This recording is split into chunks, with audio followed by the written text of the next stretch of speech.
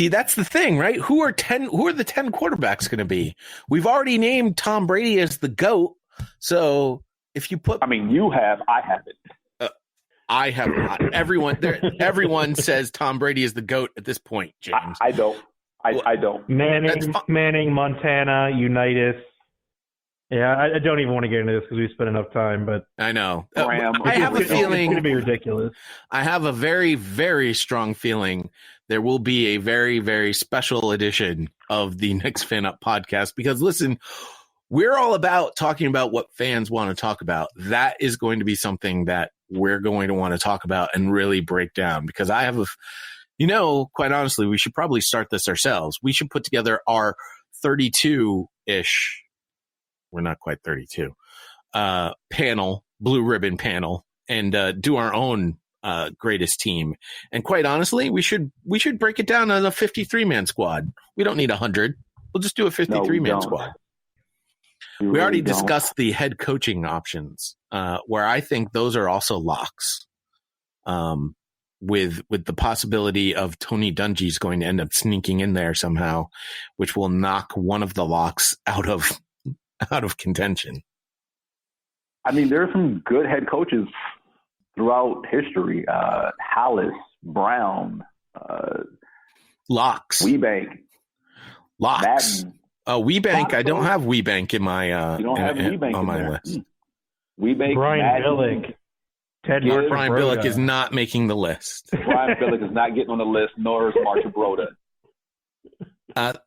Fine. Because we started talking about it, now I have to give it to you. Lombardi, Belichick, Landry, Hallis, Brown, Parcells, Knoll, Gibbs, and Walsh. Dungy, Walsh. Yeah, because those are my 10. I don't think Dungy belongs amongst those names, but I have a feeling Dungy's going to make the list. Amongst them, but you can't. Who do you? Okay, you put Dungy in there. I think Dungy should be talked about in the same company as them. But if you're talking about 10, you put Dungy in. Who you kick out? That's the thing. I don't think that's why I say I don't think Dungy. I like the way that you've worded it, James. Dungy can be part of the conversation, but he's not part of the 10. If he does become part of the 10, my guess is Parcells is the one that gets knocked out. And I wouldn't have a problem with that. And that's probably the only guy. So here's the thing. And having grown up in D.C., I know the staunch history of the football team up there. Joe Gibbs might as well be God for the football fans up there in D.C. No other coaches won 3 Super Bowls with 3 different quarterbacks. That alone gets you cachet into this club, especially the way he redesigned offenses year in and year out in Washington, having to watch them do what they do up and down the field with the talent they had offensively, always keeping the Hogs together. So, I as much as I hate the Washington football franchise, I can't knock Joe Gibbs. By the way, did I mention Lombardi? I hope I did. Yes. Yeah, for some reason I felt like I started with Belichick, which no, you started with Lombardi.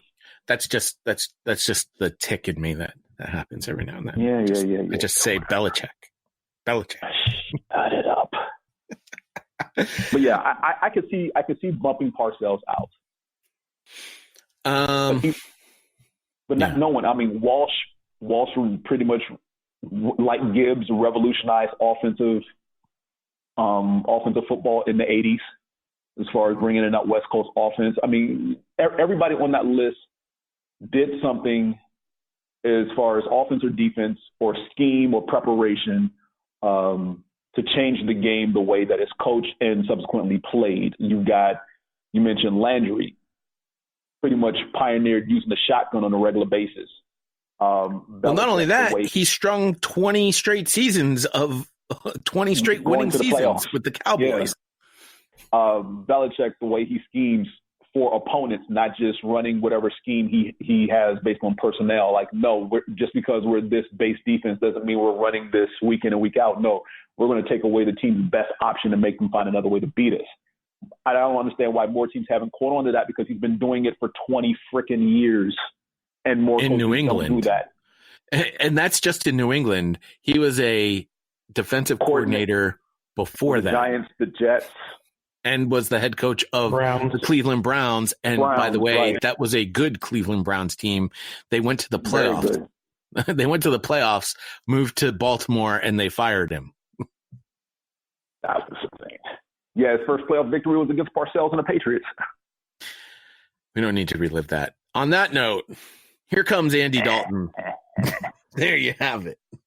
I never even heard his interview, so I don't know the context in which it was said. I don't know what he said before. I don't know what he said after. So I still haven't seen it. I'm not going to watch it. I don't care, But, I've got no ill will towards Jay. There's no feud between me and Jay. I think we lost the game. He said what he said, and, we're moving on. That's in the past now.